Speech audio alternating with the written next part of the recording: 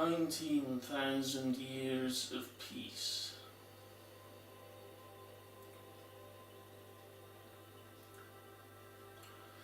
Chapters 1 and 2. An overview. Harmonies and the chaotic order. The paradox of living in a modern world still addicted to Dark Ages systems of thought, and the continued silent torture of ancestral wisdom.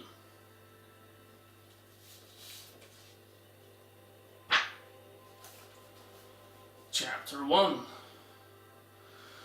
Universal Peace, Birthrights. What is the value of universal peace? Each life is priceless and infinite in value. Therefore, the value of peace, free from war and destruction, is receiving the gift of infinity itself, to pass on in peace to future generations.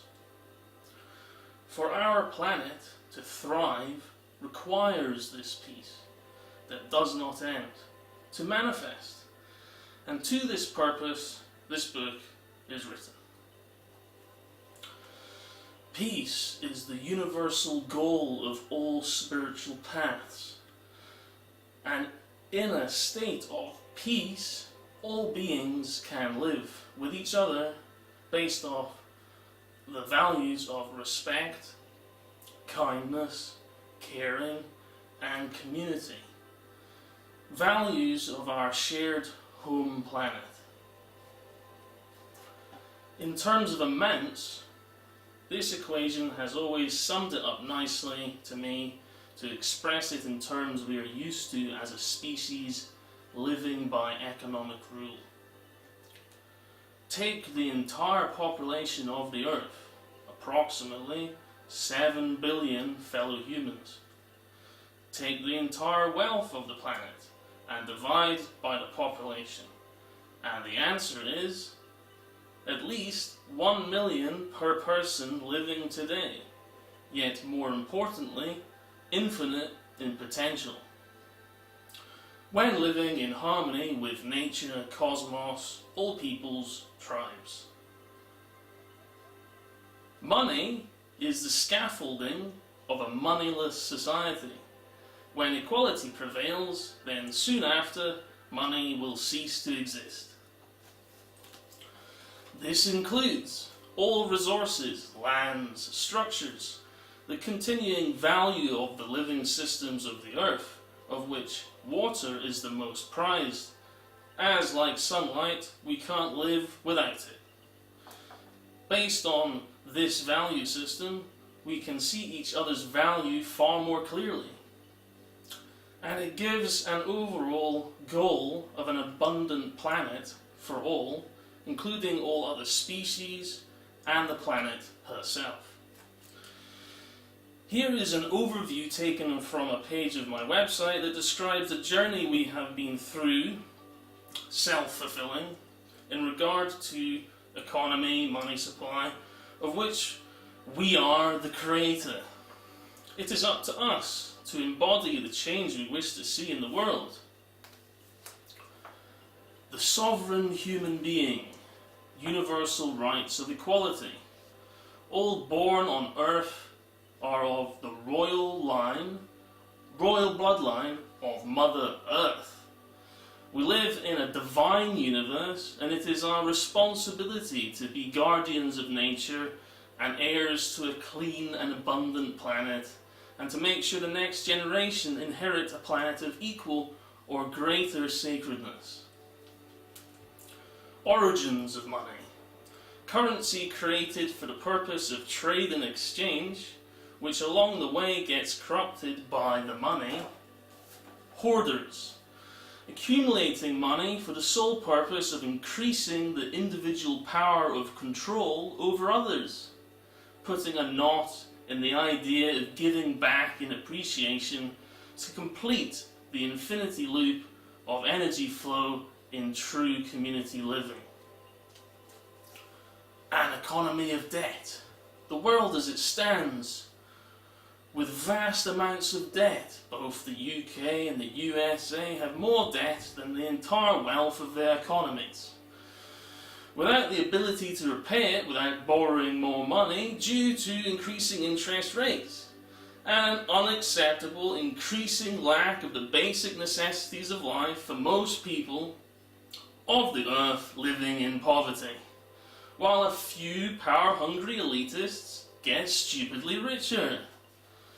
Transforming the economy, recreating a gift network of investing in sovereign human beings, mutually supporting each other's growth into abundance, giving back in appreciation of the gift shared, not buying it as an object. Gifts are non-taxable income, and therefore more money, more energy is saved, kept at local level, not siphoned off to fill the pockets of corrupt governments. Visions of equality, a planetary culture that has transcended the need for money as it has become totally abundant on all levels, where the most natural thing to do is give and receive continuously, living in a sacred world and treating the world in a sacred manner eternally. One fractal Earth in a fractal universe. We are all part of the one infinity. It's time to change the way our economy works. It's time to overwrite the debt-based system and create a gift-based real economy in its place. In honor of the abundance of Mother Earth, if she was allowed and cultivated to flourish, there would be enough for everyone and then some.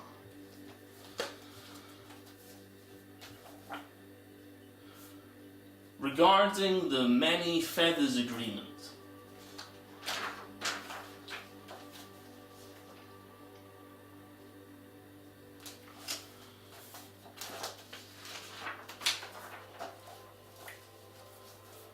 part of my purpose in these investigations of numbers in a variety of dimensions is to decode the natural formulas of abundance. Nature is already abundant. As humans, we have taken control of nature and the flow of the elements, and have been enslaved by our own creation, actually by the ruling elites that rule by threats. On the following page is my equation to break this spell our planet is under, of there not being enough. The reason is due to the system being debt-based. By realizing the value of our planet is far greater than the entire planetary debt, which currently sits at 60 trillion, we can understand just how abundant the world really is and rebalance it. In this way, we can begin to redesign our society to reflect this value of there being enough, as we are all a part of the whole and are all valued. By valuing each other, we can honor the gift of skills we all have to offer and support each other to develop more skills together. Not for profit, but in awareness of the surplus 1 year being preserved so that in years there is less, we have a backup. World would then share this planet as one. See next page for the formula. Do you feel worth $1 million? You are. We are all priceless.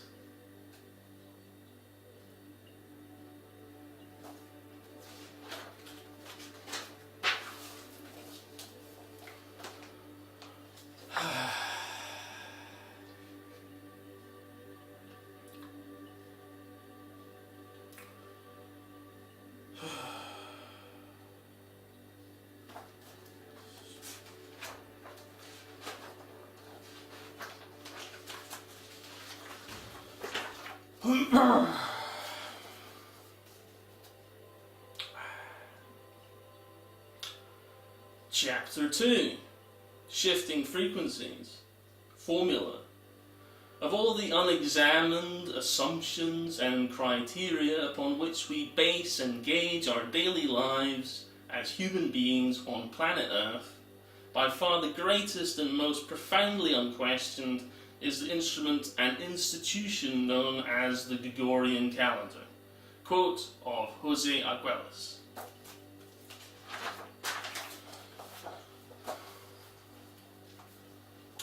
How can changing our understanding of time help us reach universal peace across our planet? The current use of the Gregorian calendar as standard, as the dominant timing device for all cultures to interact through trade and democratic processes, etc., does not reflect a non-biased standpoint, as it wholly puts the Vatican and Catholic Church in pole position on the world stage. Yet the calculation for the exact day of the deeply venerated date of Easter, which is today, with the Christian tradition is based on the 19-year cycle advocated in this book, and not the Gregorian year, with its 2-day slippage over its clumsy 400-year leap day rule. Easter, the first Sunday after the first full moon after the spring equinox. This 19-year cycle is known all across the planet. Really, it is universally known, yet seldom is the information shared showing the similarities between so many cultures that follow the 19-year cycle. Nor do any of these cultures seem to reveal the secrets within the geometric formula and structure that this 19-year cycle produces over time. See the flower of life and time geometry. See traditions that use the 19-year cycle calendars, which is in the appendix. The geometric proportion of the 19-year cycle and its accuracy is wholly missing from the Gregorian calendar. Instead, we have settled for an approximation, with its irregular pattern of months which, even though they originally came from following the moon, no longer do so now. Instead, they try to keep track of the solar year only without any regard to the days of the week, and the result is considered good enough by anyone who has not studied the mysteries. Once the mystery has been revealed, though, one cannot unlearn it, nor can one accept the Gregorian programming. That includes a predisposition to corruption within the highest levels of governance, putting the economics before the ecological consequences. We live in an age of atoms, mapping of the DNA and subatomic particles, going deeper into the microscopic level with each passing day. And also the age of spying into the furthest reaches of countless galaxies on the macroscopic level. Using the most current and accurate science and devices we have to hand. Most scientists are happy to announce they don't need a more accurate calendar, as they are using the radioactive reactions of the cesium atom to measure tiny amounts of time. Yet this is just a fancy way to keep the errors in check that the Gregorian calendar produces. They are just treating the symptoms, not going to the root cause. A really badly thought out calendar that has its sole origins in the foundations of Rome. Of course, those that wish to follow the tradition of this Roman calendar are free to do so, but it should not be the standard for the world. If, for instance, the idea is for us to be living in a potentially democratic world based on the most advanced and accurate scientific understandings. The most commonly naturally developed timing system is the 19-year cycle, the most ancient record of its existence going back millennia, whereas Gregorian became used due to the expansion of the Roman Empire and only became known in its current form in 1582. Unless we are all meant to be happily maintaining the system of hierarchically dominant, masculine, top-down ruled calendar institution, It's quite obvious from all the evidence that this is not the wish of the majority of people on this planet, unless the belief, illusion, is that we live on planet Vatican, which by all measurements we don't. There is a multitude of traditions, a rainbow tribe. It does not benefit international peace between spiritual faiths when the Vatican system, in fact, has a veto position on time. Without the blessing of the Pope, no change can be made to the world calendar. Is that democratic? Surely not. Behind closed doors, all religions use these geometries and hidden teachings to further the spread of their teachings, while the majority of the population are supposedly left wondering, is there a hidden mystery waiting to be remembered? The result of hoarding secrets within vast vaults under lock and key. If we leave it to the major religions to contemplate the deeper mysteries, leave it to the priests to commune with the divine, we are left in the position of being lowly sinners. This sin being a symptom of the historical separation from nature which these false religious institutions have promoted for centuries, dishonouring the goddess all the while. They hung the last witch at the beginning of the last century here in Scotland. The key natural values that this 19-year cycle represents are about living in harmony with the natural cycles, a return to balance between woman and man, sun and moon. The Gregorian corruption of the timelines, of double standards, of hidden teachings only known to the select few is ending. Because you see, they know these teachings as they would not incorporate them into all of their architectures and manuscripts without reason.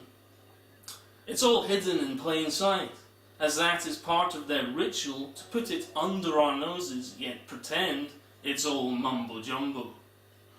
The false age of hypocrisy shall be seen for what it is, a fraud, and the truth shall set us free.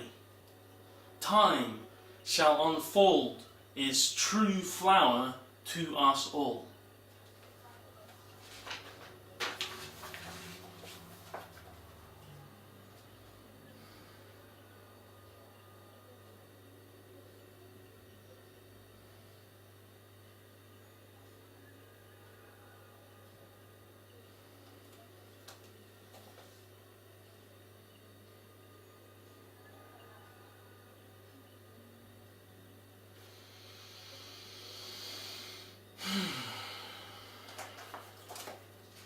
Like it.